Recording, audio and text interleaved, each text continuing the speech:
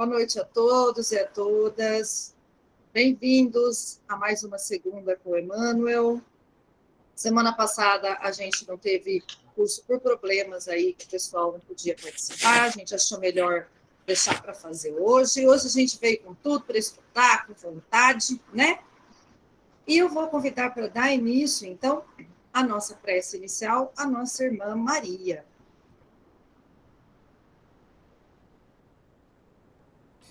Queridos irmãos, vamos então acalmando os nossos corações, os nossos pensamentos, nos sintonizando com a espiritualidade maior, agradecendo por esse momento, por esse encontro semanal que nós temos, para o nosso aprendizado, para agregar conhecimentos, para o nosso crescimento espiritual.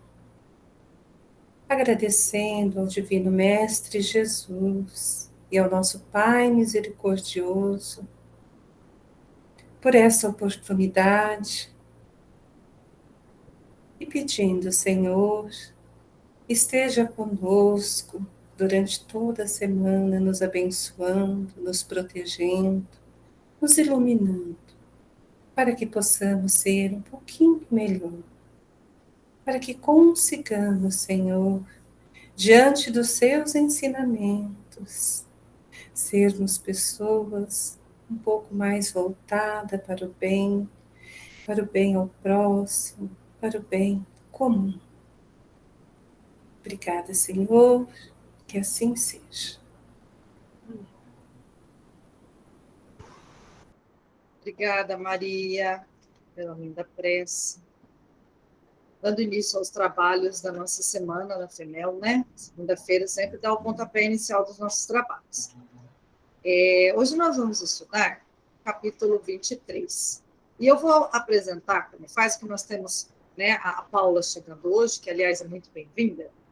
E eu faço da seguinte maneira: eu sempre vou apresentando, eu faço primeiro a leitura do capítulo, depois eu vou falar um pouquinho da referência de onde o Emmanuel tirou da Bíblia a citação inicial, depois eu vou falar as explicações parágrafo por parágrafo deles, e a gente vai abrindo e vai comentando aí no final, ou durante a minha fala, vocês podem ficar à vontade de abrir e a gente conversar. Bom? Então, vamos lá. Hoje é o capítulo 23, vamos seguir? Então, deixa eu colocar ele aqui na tela para a gente.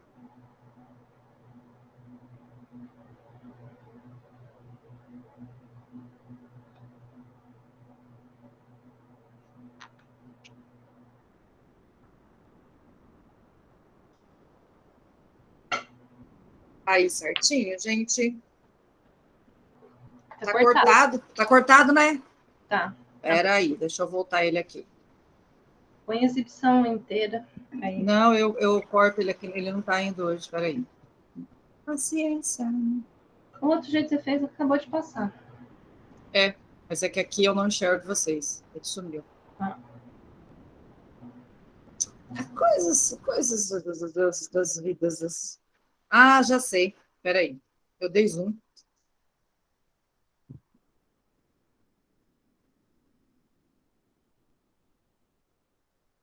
Vou conseguir, peraí, gente. Apareceu, tá bom. Ah, agora foi, né? Então, beleza. Isso, eu tinha dado zoom, daí ficava cortada a tela na hora que eu diminuo. Porque se eu projetar a tela inteira, eu não vejo vocês. Daí se cai o sinal, eu não vejo também. Aí eu fico falando sozinho, né? Então eu tenho que ficar bem esperta com isso. Então vamos lá, ó. Nós vamos estudar o capítulo 23, o título Não é de Todos.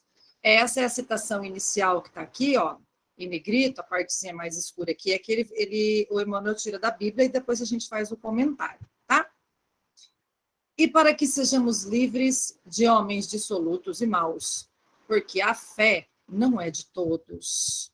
Hoje nós vamos falar de fé, gente, tão importante, né? Essa citação é a citação de Paulo, no 2 Tessalonicenses, capítulo 3, versículo 2. Vou realizar a leitura, é só esse trechinho, tá? Hoje curtinho. Dirigindo-se aos irmãos de Tessalônia, o apóstolo dos gentios rogou-lhes concurso em favor dos trabalhos evangélicos, para que o serviço do Senhor estivesse isento dos homens maus e dissolutos, justificando apelo com a declaração de que a fé não é de todos. Através das palavras de Paulo, percebe-se-lhe a certeza de que as criaturas perversas se aproximaram dos núcleos de trabalho cristianizante, que a malícia delas poderia causar-lhes prejuízo e que era necessário mobilizar os recursos do espírito contra semelhante influência. O grande convertido, em poucas palavras, gravou advertência de valor infinito, porque, em verdade, a cor religiosa caracterizará a vestimenta exterior de comunidades inteiras, mas a fé será patrimônio somente daqueles que trabalham sem medir sacrifícios, por instalá-la no santuário do próprio mundo íntimo. A rotulagem de cristianismo será exibida por qualquer pessoa. Todavia, a fé cristã revelar-se-á pura, incondicional e sublime em raros corações. Muita gente deseja assenhorar-se dela como se fora mera letra de câmbio, enquanto que inúmeros aprendizes do evangelho a invocam, precipitados, qual se for a borboleta erradia. Esquecem-se, porém, de que as necessidades materiais do corpo reclamam esforço pessoal diário. As necessidades essenciais do espírito nunca serão solucionadas pela expectação inoperante. Admitir a verdade, procurá-la e acreditar nela são atitudes para todos. Contudo, reter a fé viva constitui a realização divina dos que trabalharam, porfiaram e sofreram pela adquirir. Olha, eu estava ontem fazendo o evangelho em casa e a gente vai pegando o jeito do Emmanuel, a escrita dele, né? Ele dá aquela cutucada, ele é claro, né? Ele tem uma lógica na escrita dele. E o trecho do evangelho que eu estava lendo, eu falei, nossa, mas que chinelada, né? Procurando quem era a parte do Emmanuel no Evangelho segundo o Espiritismo, falando sobre o egoísmo. É incrível, eu consegui percebê-lo ali, na leitura. Maravilhoso. Tá vendo, gente? Ó, uma hora a gente chega lá, né? Tá percebendo? Não falta aplicar. Então, olha lá. O Emmanuel pegou este trechinho e para que sejamos livres de homens dissolutos e maus, porque a fé não é de todos. Lá na Bíblia, então eu peguei lá na Bíblia, essa carta do 2 Tessalonicenses, capítulo 3, versículo 2, para a gente falar um pouquinho de onde ele tirou esse trechinho daí, porque daí a gente já vai entendendo o restante da leitura que ele se propôs a fazer, tá? Então, o Paulo escreve essa presente carta do Tessalonicenses, mais ou menos no ano 50, 52 da era de Cristo, tá? Perto do nascimento, né? Depois do desencarne de Cristo. E ele traz o título Conselhos Diversos, Oração e Trabalho. Então, ele vai conversar com os irmãos de Tessalônica, é a região onde ele vai, que tem uma igreja cristã, né? E a igreja cristã, nesse momento, eu queria fazer uma ressalva. Eu, como professor de história, se ele está escrevendo ali, alguns anos depois da morte de Cristo, né, em torno do ano 50, não tem igreja, né, galera? Não era igreja. Esses cristãos se reuniam de maneira escondida do Império Romano, que ainda dominava a região. Os romanos perseguiam o cristianismo. Então, os cristãos eles tinham que fazer as suas reuniões, normalmente nas catacumbas e lugares escondidos, em cemitérios, para quê? Eles não fossem vistos falando do Cristo. Então, Cristo, ele foi morto, ele foi perseguido como um revolucionário, um rebelde, um marginal, do ponto de vista romano, tá? Olhando com o olho dos romanos pela história, a morte de Cristo na cruz era uma morte comum não foi só Cristo que morreu na cruz, tá? Dada aos marginais do período, certo? Então, quando as pessoas estavam reunidas falando em nome dele, já era motivo de serem perseguidos, presos, torturados, entregues aos leões, mortos. Vamos lembrar disso. Então, quando Paulo vai até o local conversar com as pessoas, é de uma coragem, é de uma força, é de uma fé que nós não temos essa ideia. Será que nós faríamos isso por Cristo? Será que nós fizemos isso por Cristo? Quem de nós esteve lá atrás, nas encarnações passadas, com Ele? Então, é tão... né? A carta foi escrita por Paulo quando estava em Tessalônica. E como que era isso, né? Era assim, na coragem, andando, se tivesse a cavalo, encontrando soldados na rua, sendo perseguidos. Então, essas pessoas reunidas, que a gente chama de igreja, não é a igreja que nós temos hoje, a igreja cristã no mundo hoje, tá? Elas estavam aguardando instruções, o que fazer. Pessoas que seguiam Cristo estava morto, eles estavam esperando o que fazer. Falava-se da volta, que ele ia voltar, então tinham as discussões, aqueles debates. Então, ele vem falar sobre como a comunidade estava desorganizada, sem fé e sem trabalhar. Por isso que ele vai dar conselhos, tá? Aí ele diz assim: orai para que a palavra do Senhor se propague e seja estimada, e para que estejamos livres de homens dissolutos. Que são esses homens dissolutos? São os homens perversos, que não têm caráter, que iam se aproximar dessas reuniões cristãs para destruí-las, só pelo poder, pela astúcia, pela ganância. Aí ele diz que são homens dissolutos e maus, porque a fé não é de todos. Então ele começa a colocar a fé como diferencial para o cristão. E aí a gente começa a ter que perceber por que ele está falando isso, na verdade. Então ele vai dizer assim: o Senhor há de vos dar forças. Ele continua dizendo que Deus dirige os nossos corações para o amor e para a paciência do Cristo. E Paulo pede para evitar a convivência com ociosos que contrariavam a tradição do que estava sendo colocado no cristianismo, pedia para... Quais eram as tradições? O viver regradamente. Ele diz assim, olha que interessante, com trabalho e fadiga. Ele diz assim, viver com trabalho e fadiga, porque a fadiga, ela é advinda do trabalho. Você não pode viver só fadigado, né? Sem querer trabalhar. Várias vezes que a gente trabalhou as citações aqui na Bíblia de Paulo, ele sempre coloca a necessidade do trabalho, né? Que é o que nós estávamos falando sobre a lei do trabalho, antes da gente começar hoje. Ele diz assim, Paulo, existem desordeiros que se metem em assuntos alheios, mas ele termina lindamente como um bom cristão que prega o cristianismo e que segue, ele diz assim: mas não considere esses homens dissolutos, perversos, os desordeiros, como seus inimigos. Repreendam, sim, como seus irmãos.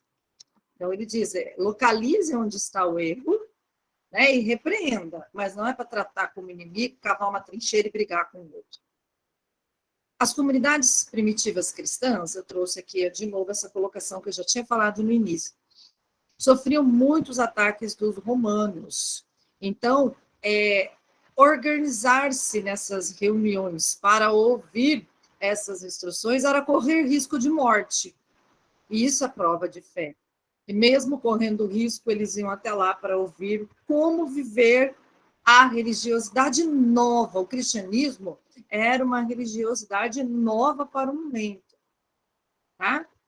Temos que entender isso. Existia o judaísmo, né? Então, muitos judeus continuam judeus. Inclusive, Jesus era de origem judia, mas ele não recebeu a crença deste povo, dessa cultura. E ele dá início, então, ao evangelho. Mas o Antigo Testamento é todo o mesmo entre os cristãos e os judeus. Tá? Então, olha que importante. Então, ser cristão seguir o cristianismo, se reunir para ouvir esses apóstolos, trazendo a palavra e a organização, já era ter fé. Porque você podia, né, ser capturado e ser morto nessa atitude. A fé era algo muito marcante nos primeiros cristãos, para quem Paulo está conversando neste momento, e Paulo era um desses primeiros cristãos. Pagavam com a própria vida por seguir o Mestre Jesus, visto pelos romanos como um revolucionário, como alguém que não estava fazendo coisa certa, do ponto de vista dos romanos, certo? Então, Paulo nos traz que Deus há de nos dar forças, que ele dirige os nossos corações. Não foi isso que ele disse? E o que é isso? Quem acredita no que Paulo está dizendo, que eu digo para mim mesmo que eu acredito, esta crença no amor de Deus e do Cristo por cada um de nós é fé. Aquela crença de que nós não estamos sozinhos. Não importa se esses primeiros cristãos eles estavam indo para a arena de leões, eles estão indo com Cristo nos seus corações. É inabalável a fé. A fé é aquela crença inabalável. E o Espiritismo traz essa crença aliada à razão, para ficar melhor ainda e mais inabalável ainda. Olha que incrível. Acreditar no amor de Deus e no amor de Cristo por nós é acreditar num amor que rompe barreiras das encarnações e traz uma certeza de que a vida nos leva a crescer sempre. Esta é a fé, queridos. Nós crermos que estamos sempre crescendo, por piores as situações que estivermos passando. É aquele crer e não questionar Deus. A gente sempre fala isso, eu sempre falo isso, também comento isso nas minhas palestras. Muitas vezes a gente fala assim, Deus, por que eu? Né? Aquele questionamento, aquela não aceitação. Isso não é fé. A fé é quando você entende por que você entende que se Deus é amor e infinita bondade e misericórdia e não nos abandona, se nós estamos passando por uma prova, é porque nós precisamos para crescer. E aí a gente tem que ter a humildade para entender que a gente não está pronto. Que a gente está igual aquele bebezinho ainda, engatinhando, não sabe andar. E aí está ali o pai do lado, segurando com a mão, dando um amparo. Essa é a nossa fé. É a fé de que nós estamos crescendo sempre. Mas, né, o Paulo ele vai advertir, ele vai dizer assim, não adianta só acreditar e não fazer a sua parte. Por isso que ele diz, as pessoas devem viver regradamente, lá dentro do contexto da Bíblia ainda, tá? Com relação ao corpo, com relação ao trabalho, a comida, a bebida, as festas, se afastar de pessoas que vão te levar por este caminho, né? Da porta larga, a nossa porta de cristão ela é estreita. Falamos isso na reunião de sábado aqui. A porta larga é a porta da perdição, que as pessoas querem nos levar, o mundo quer nos levar, não é verdade? Então, Paulo ele associa esta fé no amor de Deus, os cuidados de Deus conosco, mas ele também ressalta a necessidade das nossas obras, tá? E o Emmanuel, pegando essa ideia, ele vem aqui, vocês vão ver que no final da nossa interpretação aqui desses parágrafos curtinhos, nós vamos chegar à mesma conclusão, né? Ele, só para adiantar, ele vai falar aqui da palavra expectação inoperante. Grava isso aí que nós vamos chegar ali. É o esperar sem fazer nada, traduzindo. Não é essa, não temos que fazer isso, não perdendo tempo. Não podemos perder tempo, né, gente? Pois ele vai voltar aí, então. Então, vamos lá agora ao primeiro parágrafo desse texto que está aí para vocês, na tela aí, ó. O texto do Emmanuel. Ele vai falar, Paulo roga, né? Ele conversa, ele é chamado do apóstolo dos gentios. Os gentios são os primeiros cristãos que estão se convertendo, tá? Ele fala em favor dos trabalhos evangélicos. Olha só, o que é o trabalho evangélico? Ele veio trazer a instrução de fé, ele veio trazer que a instrução à fé não é de todos, mas é o trabalho de divulgação do evangelho do Cristo. a importância que tinha essas reuniões desse apóstolo dos gentios, levando a palavra do Cristo às pessoas que o procuravam e que tinham necessidade. Não podemos nos comparar com ele, mas estamos fazendo aqui um trabalho evangélico. Todos nós. Eu e cada um de vocês. Não porque eu estou aqui falando que eu sou melhor, não. Não. Todos nós estamos no trabalho evangélico, tentando entender o que esse espírito de grande escola, que é o Emmanuel, nos trouxe para melhorar a nossa vida. Isso não é trabalhar? Não é entender? Quando a gente tenta se melhorar, a gente está trabalhando no favor do nosso crescimento. Então, esse trabalho evangélico é algo grandioso, tá? Pode ser individual ou coletivo, mas parte de cada pessoa que vai levar o evangelho a si mesmo ou aos outros.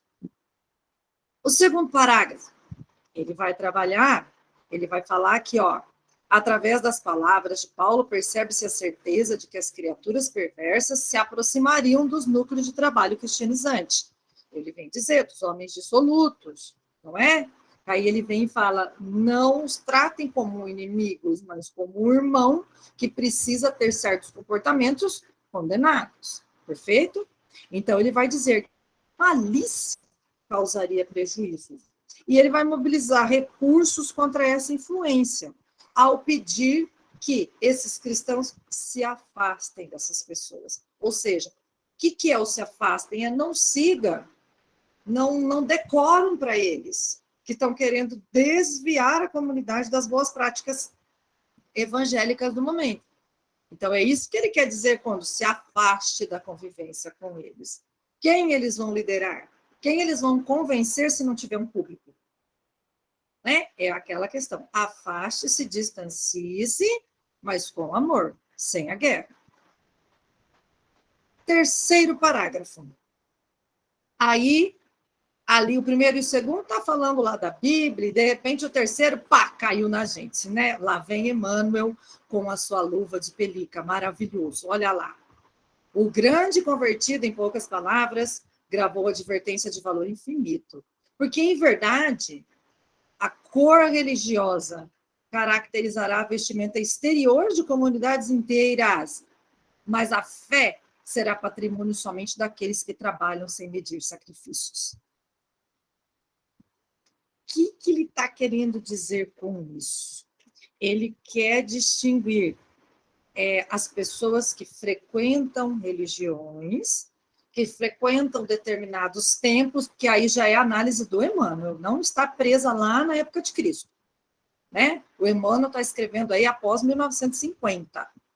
Então, já existem diversas igrejas cristãs pelo mundo. No Brasil, muitas, inclusive. Então, ele está dizendo que as vestes distinguem um do outro, assim como os rituais distinguem um cristão do outro nas suas determinadas igrejas, das quais todas nós respeitamos, porque não somos nem melhores nem piores que os outros, certo? Então, você consegue identificar um cristão pela roupa que ele está usando. Pode ser, mas não é isso que é importante. Ele quer dizer que a fé será patrimônio, não é daqueles que portam a exterioridade do templo, mas sim aqueles que trabalham em favor de implantar em si mesmo o cristianismo. Então, é um tipo de trabalho evangélico. Lembra que nós falamos no começo? Então, o trabalho evangélico não é você converter os outros. No Espiritismo, a gente não vê isso. Não existe conversão no Espiritismo. Existe compreensão. Porque muitos são convidados, chegam na casa espírita, vão até lá para ver, quebrar os seus preconceitos, conhecer, por dores morais imensas, por perdas, por estarem enlutados, e todos são recebidos de braços abertos. Ninguém chega na porta da casa espírita e barra. Não vai entrar você, porque você é evangélico. Pelo amor de Deus, venha, pastor. Venha, padre. Venham todos. A porta está aberta. Então, olha lá, ele distingue a vestimenta, que é o culto exterior, aquilo que você prega que você é, o que é diferente daquilo que você realmente é. Esse parágrafo está dizendo isso. Então, ele diz assim, ó, a rotulagem de cristianismo pode ser exibida por qualquer pessoa, né? Os símbolos do cristianismo, usa a cruz, não é? Eu mesmo tenho várias coisas com cruz. Mas a fé cristã revelar-se-á pura e incondicional em raros corações. Uma coisa é você dizer que você é cristão, outra coisa é você ser realmente cristão. Cristão verdadeiro é uma pessoa de fé e misericordioso. E nós sabemos que é muito difícil, né? Perfeito? Então tá. A fé, então, é algo raro em nossos corações. Aí ele vai para o outro parágrafo, diz assim: muita gente desejar assenhorear-se dela. O que é assenhorear-se? Tomar posse desta fé, como se fosse mera letra de câmbio. O que é essa letra de câmbio? É algo que tem valor material. Tá? Para a gente entender aqui. Enquanto que inúmeros aprendizes do Evangelho a invocam qual se for a borboleta erradia. Então, assim, um quer comprar a fé, o outro quer invocar a fé. Como se a fé existisse fora de cada um. Ela não é um valor, ela não tem poder de mercado, ela não é trocada por moeda. Não adianta você chegar e entregar uma soma grande, uma quantia grande a qualquer casa cristã, que você será considerado de mais fé que um outro, de forma alguma. Conforme esse dízimo que você pague ou a contribuição que você der, não é essa a ideia. Então, se você não pode comprar, os cristãos que estão iniciando, precipitados a invocam. Como se eu pudesse chamar a fé e ela vem para dentro de mim. Fé não se adquire comprando, negociando ou invocando. Fé se desenvolve durante os obstáculos da vida, no aprendiz que estuda incessantemente buscando melhorar-se. Olha só, a fé, ela acaba sendo, ele fala da fé viva lá no final, né? Você adquire nas vicissitudes da vida. A gente adquire a fé quando a gente sofre. Ou quando vê alguém sofrer. Porque a gente, às vezes, não precisa sofrer, a gente escolhe ver, né? O sofrimento pode chegar um pouco mais longe. A gente já falou sobre isso, sobre os cavalos do budismo, uma vez, numa palestra que eu dei. O sofrimento pode chegar na gente, quando está na nossa carne, ou a gente pode ver o sofrimento no outro e já aprender e começar a desenvolver a nossa fé. É algo que nós desenvolvemos, é algo interior. É eu comigo mesmo, é você com você mesmo. Então, crescer e evoluir espiritualmente é a nossa busca. É a busca das pessoas de fé, que começam lá na crença que Paulo disse, que Deus dá forças e cuida de todos os seus filhos, para que esperemos no Cristo, com a paciência do Cristo, nosso crescimento. Nós somos amparados por Deus e Cristo. Então, isso já é fé. Será que a gente realmente consegue sentir? A fé é esse sentir, é essa certeza, né? Nós precisamos, antes de eu trocar de parágrafo para ir mais para o finalzinho, ter sabedoria para pedir a Deus as coisas. Nós precisamos desenvolver fé para agir e aceitar os desígnios de Deus na nossa vida. E precisamos ter esperança para crer no futuro guiado por Deus. Olha quantas aquisições junto com a fé. Sabedoria, eu acabei de falar, né? Fé e esperança. Elas são irmãs, elas estão andando juntas. E é claro, né, quando estamos trabalhando na caridade. Esse trabalho na caridade é o trabalho evangélico. A gente fala de trabalho na caridade e a gente já pensa que você tem que dar um prato de sopa a um irmão que passa fome. Sim, isto é um tipo de caridade. Existem vários outros tipos de caridade. que nós podemos fazer. Por exemplo, atender numa sessão mediúnica espíritos sofredores, que nós sequer conhecemos, desta vida. Nós sabemos de outra, né? Do enfoque dessa vida a gente não conhece. Você está atendendo e recebendo esses irmãos e levando até ele a palavra do Cristo. Isso é caridade. É levar a palavra do Cristo àquela pessoa que sequer acredita em algo, mas é só você não citar o nome do Cristo e colocar os valores universais presentes no cristianismo na vida da pessoa. Como muda a fé, você ter fé, a sua vida, aumenta a sua esperança, aumenta a sua energia vital do dia. Você não se entrega quando você tem fé. Já ouviu falar, nossa, fulana é uma mulher de fé. É aquela pessoa que não se entrega. Por que ela não se entrega? Porque ela crê. Ela crê, ela sabe que tem algo além da carne. Ela sabe que Deus cuida e sabe de tudo e se permite para o seu crescimento. Isso é fé. Isso que se espera de um cristão, que desenvolve a si mesmo, as suas bases morais, e não apenas as suas vestes e os seus templos materiais. Agora ele vem naquela frase que eu falei para vocês aqui no parágrafo, no penúltimo parágrafo, né? Ah, não, perdão, ainda na última frase do penúltimo parágrafo.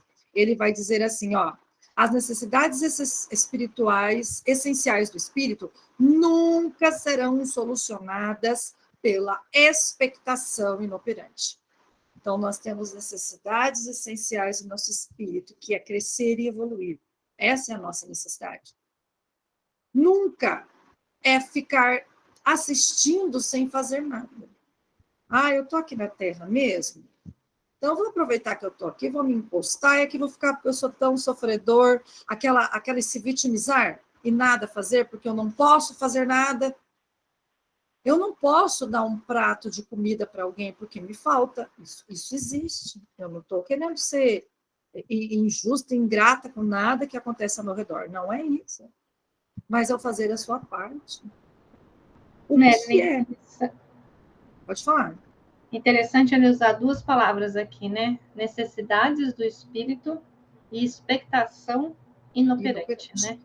São mais ou menos perder o tempo aqui com divagações que não levam a lugar nenhum, né? Que muitas vezes a gente às vezes se pega olhando para o lugar errado, não na verticalidade, sim nos horizontes, né? Quando a gente precisa entender, se perde no dia a dia, o que eu estou fazendo aqui, ai, que não sei o quê, que isso não deu certo, e acaba mergulhando, né? Que eu vejo a fé como uma ferramenta para a gente usar no nosso dia a dia, né?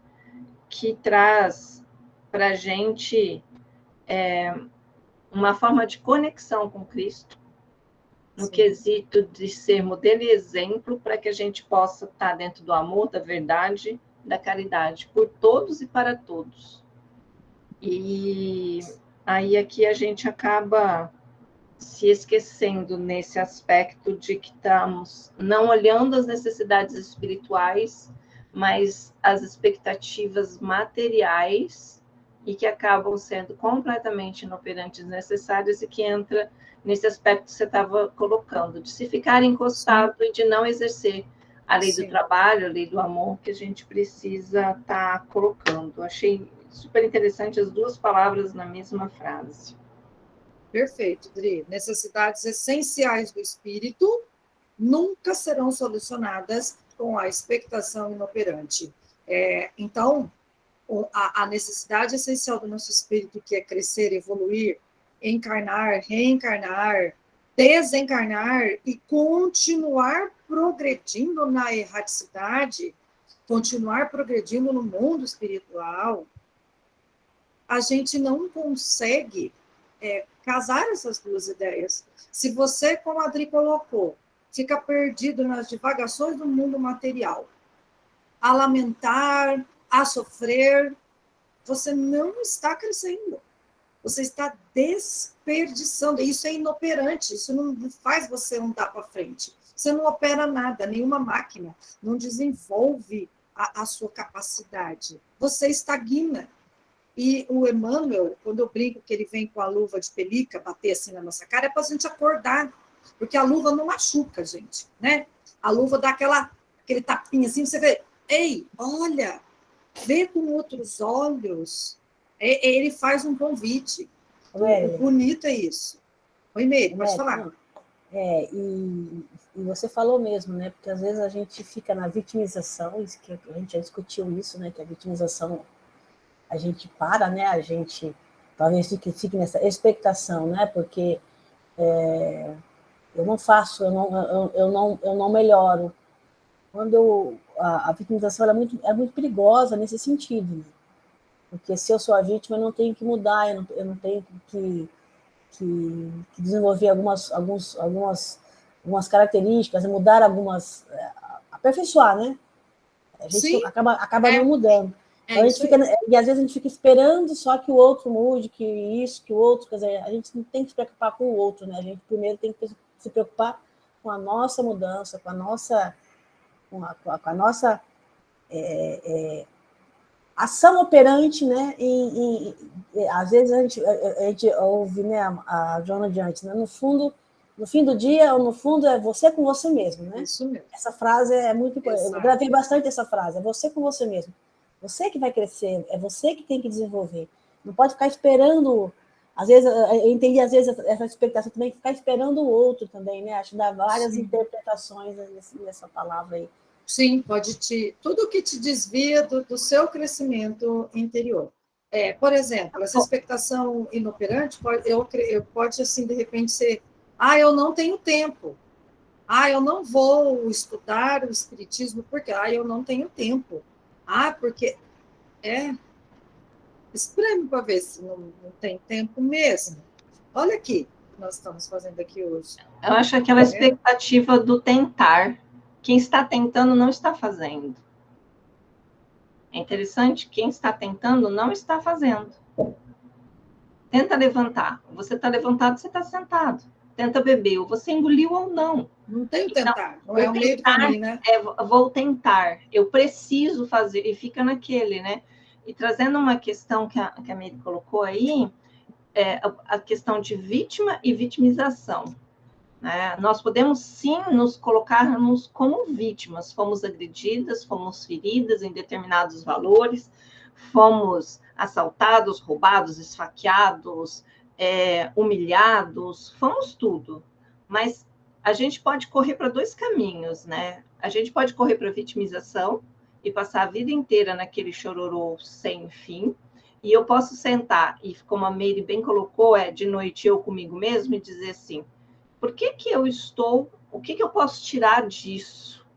Né? E aí, um pouquinho de Jung trazendo a questão de que, se eu estou me repetindo, se isto é cíclico, é porque eu ainda não consegui perceber qual é o real aprendizado que eu preciso ter para sair deste ciclo de repetição que a vida proporciona, né? E ir para um degrau acima e dar um passo a mais e fazer um processo de evolução. Que aí vem os méritos, né, as permissões que nos são colocadas dentro daquela pauta de que estamos aqui, temos um certo caminho a ser trilhado, coisas essenciais, necessidades espirituais, cada um de nós aqui estamos com as nossas, a serem desenvolvidas, né? Cada um aqui estamos com um desenho de encarnação para que o nosso espírito possa sanar problemas anteriores, questões anteriores, passando por essa encarnação. E aí a gente fica, às vezes, nessa expectativa, olhando para outro lugar. Se a minha necessidade espiritual está em reconciliar com o meu irmão, né? Meu irmão de sangue mesmo, nascido ali de pai e mãe, e eu acabo na expectativa olhando para que a herança que eu posso ter e tudo mais, eu estou fugindo na necessidade minha espiritual, que é de união nessa família, de trabalhar tudo, ou seja, vamos nos enroscar, vamos nos perder, e pode ser que repita esse ciclo incansavelmente, né? Sim, muito bem colocado. Quem? Maria? Pode falar, Maria. Assim, é que eu vejo que a gente se preocupa muito, né, e fica muito focado em cultivar o nosso emprego, em, sabe, cultivar as coisas realmente materiais, os interesses materiais. Isso a gente se preocupa muito. A gente se preocupa em estudar, em ter o conhecimento para ter um bom emprego, né, para ganhar mais dinheiro. Então a gente fica focado sempre só nessas necessidades. As necessidades espirituais a gente sempre deixa de lado. A gente não se preocupa em cultivar o hábito de fazer um evangelho no lar. Sim. A gente não se preocupa em adquirir os conhecimentos que vão trazer o crescimento espiritual para a gente. Isso a gente não se preocupa. Isso sempre vai ficando ali, ó. Estou sem tempo, estou cansada hoje. Vai deixando, né? E isso a gente vê. Eu estou falando por mim, tá? Eu faço isso. Eu também. Né? Eu faço isso. Mas é engraçado que uma coisa não tira da outra, né? O problema é onde você põe teu foco, né? Porque eu posso trabalhar, ganhar dinheiro, ajudar muitas famílias, servir bastante e ainda estar usando ali do amor, da caridade e do trabalho. Ou seja, eu estou fazendo tudo bonitinho, lindo e perfeito. Com certeza. Eu vejo a gente é capaz, né, Adri? A gente tem essa capacidade de fazer as duas coisas. O crescimento material juntamente com o crescimento espiritual. A gente pode casar as duas coisas, mas a gente não faz. Mas aí eu acho que entra a questão do ego, né? De quantas vezes você também vê, se diz cristão, mas odeia o irmão, odeia o outro, não convive com o outro, não suporta o outro. Porque você pode ter as suas desavenças, mas aí é de trabalhar outros aspectos, outras questões, né? Que você não precisa conviver com aquela pessoa e nem estar presente para ela, mas respeitar aquela pessoa é necessário. Então, quando você usa o seu ego todo inflado e dizendo, eu não aceito que passe isso, eu não aceito que faça aquilo, eu não suporto tal pessoa, a minha pergunta vem, onde que você está sendo cristão? E eu não estou falando, não, às vezes, eu também às vezes faço, né? E o meu trabalho vem, eu comigo mesmo, dizendo, vamos olhar para aquela pessoa de forma diferente, vamos nos compadecer, vamos botar o sapato do jeito que ela andou, vamos ter um pouco de empatia, vamos encontrar com ela no meio do caminho. Não é fácil, não. A gente às vezes não consegue fazer isso dentro da família, né? Dentro ali, ó, entre irmãos. A gente não consegue fazer isso. Imagine, então, com outras pessoas fora ali do convívio familiar. Né?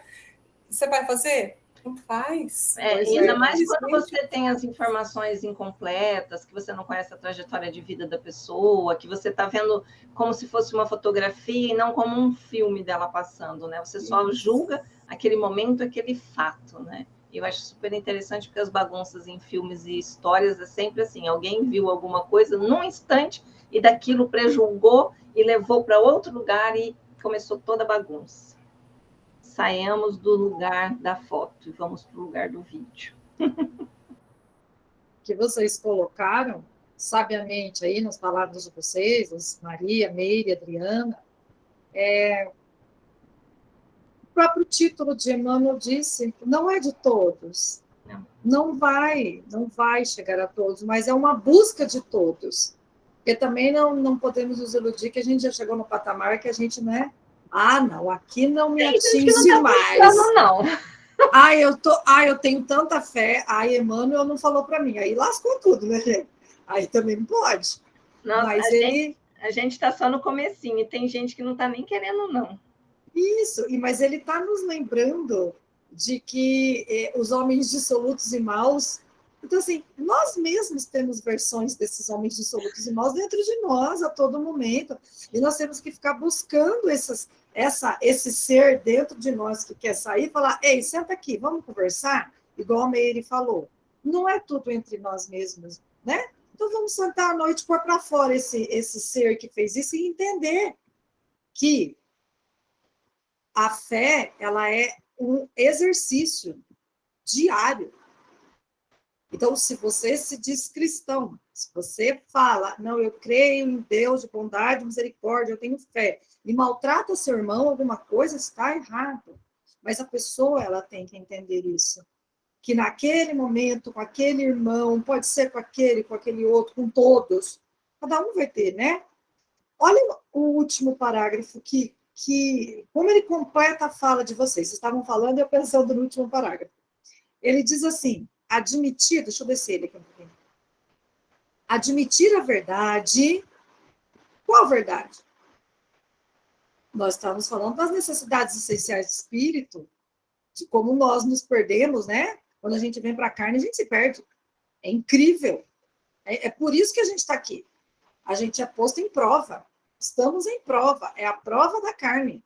Então, admitir a verdade de que nós temos essas necessidades. Jesus, eu sou o caminho, a verdade e a vida. Procurá-la. Admitir a verdade, eu sei que ela existe. Eu vou procurá-la e vou acreditar nela. Essas são as atitudes para todos. Olha cada verbo que ele coloca, né? Admitir, procurar e acreditar. E atitude. Sem atitude você Que não vai. são as atitudes para todos nós. Ele não disse pensamento, conversinha mole. Ele não disse teoria, ele não falou nada. Ele disse a palavra atitude. É ação. É ação. O aprender está na ação. Mova-se. Umas frases que outro dia eu li que me deixou bem assim. O aprender está na ação. Mova-se. É o agir. Então, não há mais tempo de traduzindo. Conversa fiada, né? Aí ele diz, contudo, reter a fé viva. Fé viva. Olha que lindo essas duas palavras juntas. Constitui a realização divina dos que trabalharam, porfiaram e sofreram para adquiri-la. Então, para adquirir fé, você tem que ter trabalho, tem que ir ali no dia a dia, sofrendo e retendo ela em você, porque senão você precisa passar por novos sofrimentos para lembrar que você tem. Ela pode estar viva dentro de cada um de nós, né? Alguém mais quer colocar alguma coisa para a gente ir para o encerramento? Tirei ela da tela, à vontade. Eu só quero fechar, porque eu gosto muito do Emmanuel nas palavras, né? Eu me prendo ele nas palavras, assim, ele escreve, ele escolhe, ele lapida as palavras com uma grandeza que me encanta. Ele pôs atitudes, né? Para trabalhar, para todos, reter a fé, constitui a divina de quem trabalharam, porfiaram, insistiram, buscaram, caiu, tropeçou, levantou. Não abriu mão. Fizeram com atitude. Foram em busca com desejo. Ninguém estava sentado. Estavam todo mundo na prática. Não estava na expectação inoperante. Era trabalhando. Era buscando. Tudo, né? Ele vai costurando, ele fecha. É o que a Mary falou, né? A atitude, né? Tem que ter atitude. Ninguém muda sem ter a atitude. É a atitude. E nós, espíritas, já deveríamos ter a condição de estar aí já. Na atitude. É isso que faz um cristão, né? O cristão não é feito só. Ali, no início, lá no início com Paulo, a necessidade do trabalho evangélico, da fala, da organização da igreja, né? Aquela fé é diferente da nossa de hoje. Hoje nós não passamos por nada daquilo que aquelas pessoas corajosas e realmente de fé passaram. A nossa forma de prova é diferente. Nós temos que também, como os tempos evoluir, a palavra está aí há mais de 2000 anos. Já foi falado e refalado, agora é hora de agir. E é agir ali no dia a dia.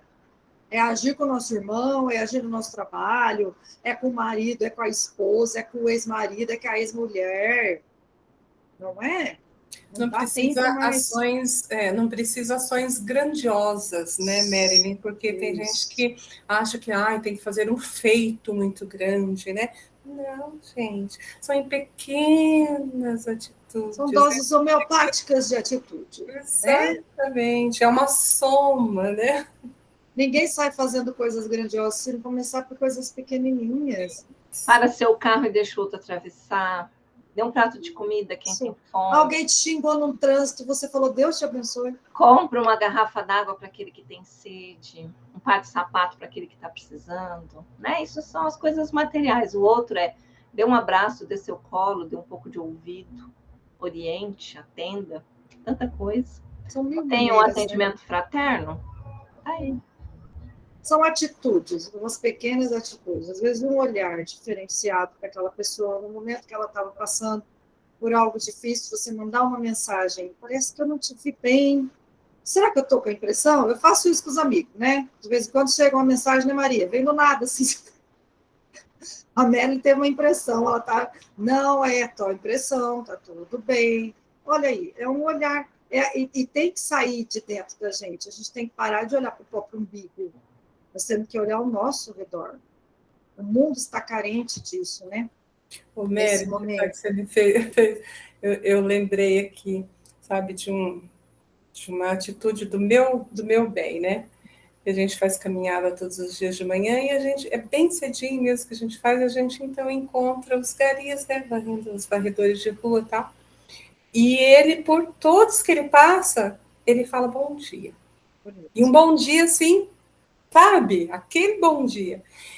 E muitos não respondem o bom dia dele. Sim. E olha só, a minha atitude e a atitude dele. Aí eu virei para ele e falei assim, eu não sei por que todo dia você dá bom dia para essas pessoas que não respondem o seu bom dia. Ele falou, não me interessa se elas não me respondem. Eu quero dar um bom dia, para desejar um bom dia para ele.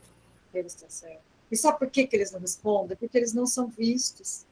São pessoas que... têm vergonha. As pessoas não veem eles. Elas veem, mas não percebem. É como se fossem parte da paisagem. São tipos de profissionais que são esquecidos, assim como enfermeiros, né? Já viram? Ficam em situações que eles devem bom dia, tipo, o que eu faço agora? Eu não recebo um bom dia de ninguém. Tamanha humildade que a pessoa tem, entende? E é uma lição de vida. É uma lição de vida que Pardal faz. Muito lindo isso. Não desistir. É um homem de fé, ele não desiste, não vai me dar bom dia.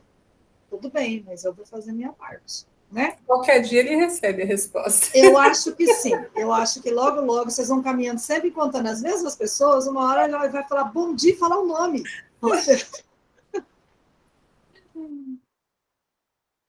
Queridos, eu vou encerrar, então. Eu marquei algumas coisas aqui só para a gente fechar.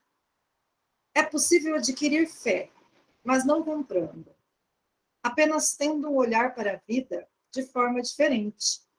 O olhar do espírito imortal, o olhar este que nos dá certeza, onde achamos esta verdade, é no espiritismo.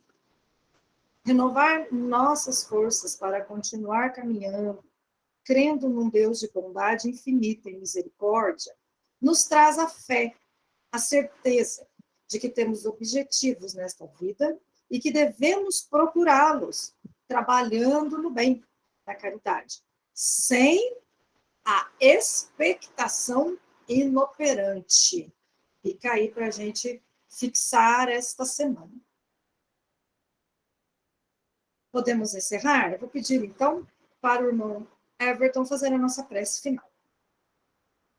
Boa noite, queridos amigos. Muito obrigado pela oportunidade, né, desses estudos. Eu convido a todos, então, a fechar os nossos olhos, agradecer primeiramente a Deus, o nosso Pai, de suprema bondade, suprema inteligência. Agradecemos também a Jesus por mais uma oportunidade, por mais uma semana de vida, mais uma oportunidade na nossa reencarnação, e que nessa estamos no caminho do Espiritismo, estamos no caminho da fraternidade, estamos no caminho do amor, e vamos pedir para que a espiritualidade nos ajude com boas inspirações, com boas intuições, para que nós consigamos o nosso progresso espiritual, para que nós consigamos sempre ajudar os nossos amigos e irmãos, os mais próximos. E vamos pedir para que a espiritualidade abençoe todas as famílias de todos os irmãos que estão aqui presentes esta noite de estudo. Agradecer a Marilyn por mais uma noite que ela trouxe esses conhecimentos maravilhosos para nós. Vamos pedir também que os espíritos amigos intuem os nossos governantes, principalmente tanto do Brasil quanto do mundo, para que possam sempre refletir a paz de Deus, a paz universal, que é o que nós precisamos nesse momento. Senhor, nos ajude a progredir, nos ajude a ser felizes, nos ajude sempre. Que assim seja. Uma boa semana a todos.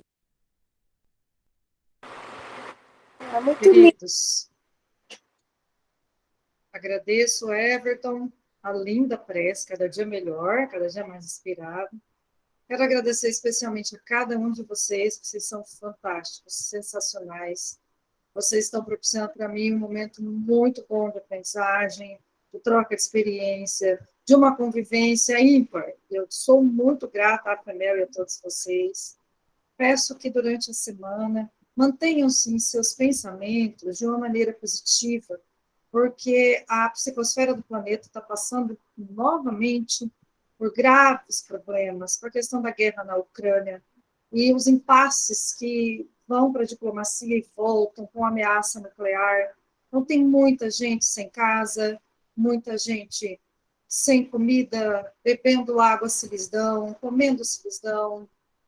Existe muita discriminação nas fronteiras para acolher esses imigrantes, escolhem quem é ucraniano, quem não é. Está bem complicado, gente. Então, vamos tentar manter a nossa vibração o mais alta possível e nos nossos evangelhos, nos nossos lares, vibrar pelo planeta como um todo.